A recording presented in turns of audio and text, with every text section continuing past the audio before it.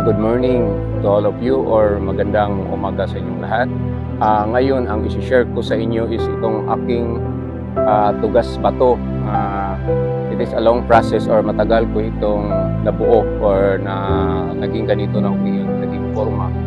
So, sa itsura niya is kaunti na lang yung banting, may kaunting wire, tapos kailangan lang itong padamihan itong mga dahon. So, I made this one kasi ito ang parang patented ko, yung parang tinatawag nating originality yung sa akin, kasi yun ang sabi nila mas maganda pag mayroon kang yung gawa mo. So hindi ko alam kung may nagawa ba ng ganyung style. So ito ang disenyo ko. So 360 ko, iikot ko ng 360 para makita natin yung ano ko. So sa paggawa ko nito, medyo nahirapan ako because yung pagbilang ko ng bot sanga is yung mga tawag dito sanga sa Bisaya yun. Isa hindi ko ano yung gap kasi kahit saan man tumutubo yung mga sanga, so hindi ko nakuha yung gap. This is supposed to be this is 1, 2, 3, 4, 5. Then dito this is the last pang 6. 1, 2, 3, 4, 5, 6. Supposed to be 5 lang sana ang gagawin ko. Yung pinaka-top niya is ano na yung pang-5. Pero sayang man, pagputulon ko siya dito hanggang dito. So yun.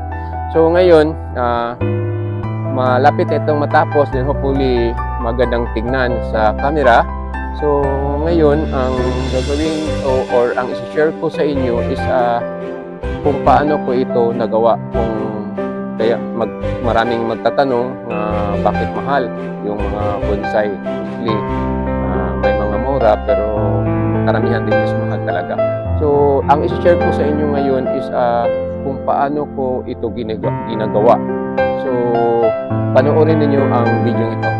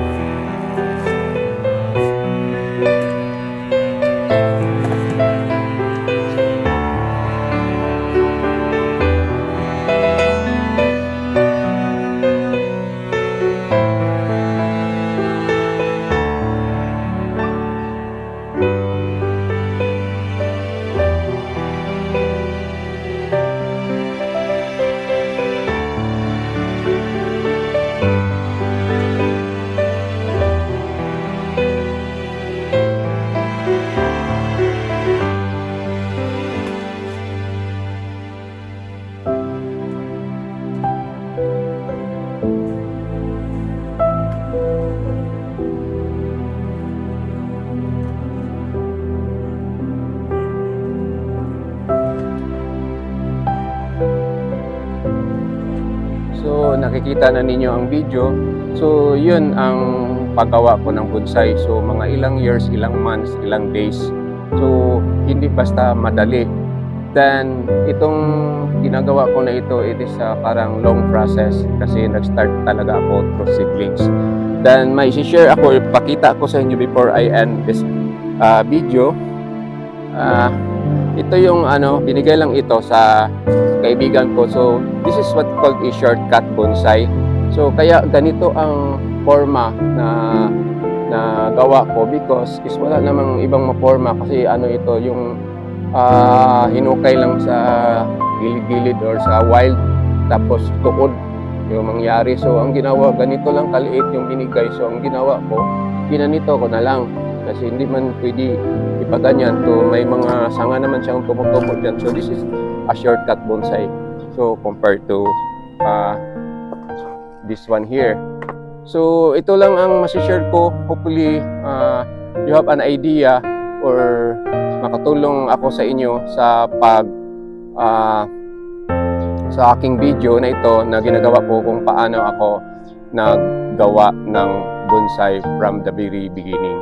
So maraming salamat sa panonood. God bless you all. Bye-bye.